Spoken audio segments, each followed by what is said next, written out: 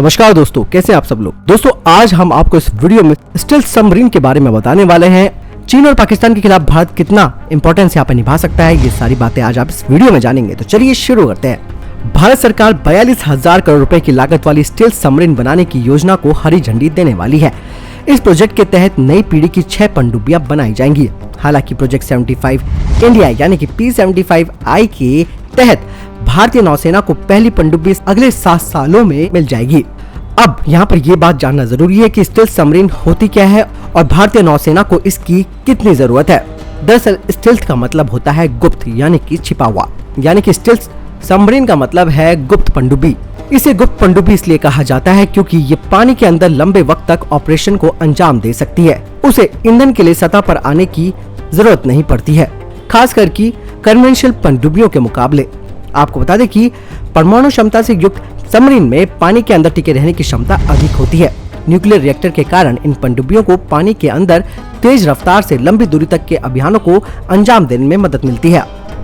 Nuclear reactor पनडुब्बी को ईंधन मुहैया कराते हैं, इसीलिए अभियान की दूरी कितनी है या फिर समय सीमा, इस बात की टेंशन नहीं रहती है।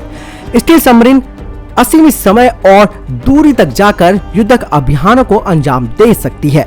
अब बात करते हैं पनडुब्बियों को और ज्यादा घातक बनाने वाले AIP सिस्टम की। वैसे तो भारत अपनी पनडुब्बियों के लिए एयर इंडिपेंडेंट प्रपल्सन यानी कि AIP सिस्टम की टेक्नोलॉजी विकसित कर रहा है। ये टेक्नोलॉजी उन पनडुब्बियों को समुद्र की सतह पर आए बिना अभियान को अंजाम देने की समय सीमा को बढ़ा देती है, जो परमाणु क्षमता से लैस नहीं है। इस कारण दुश्मन को इन पनडुब्बियों की हरकतों को पकड़ना मुश्किल हो जाता है। इसीलिए AIP सिस्टम युक्त पनडुब्बियों को हाई रिस्क एरिया में लंबे समय तक पेट्रोलिंग के लिए तैनात किया जा सकता है।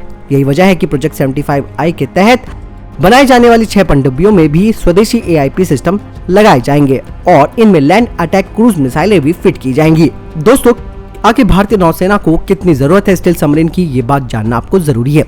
भारतीय नौसेना को पानी के अंदर युद्धक हथियारों की भारी कमी हो रही है।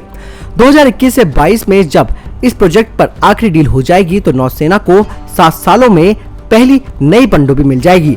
अभी नौसेना के पास सिर्फ 2 स्कॉर्पियन और 13 पुरानी पीढ़ी की डीजल इलेक्ट्रिक सबमरीन है, जिन्हें 20 साल पहले बेड़े में शामिल किया गया था।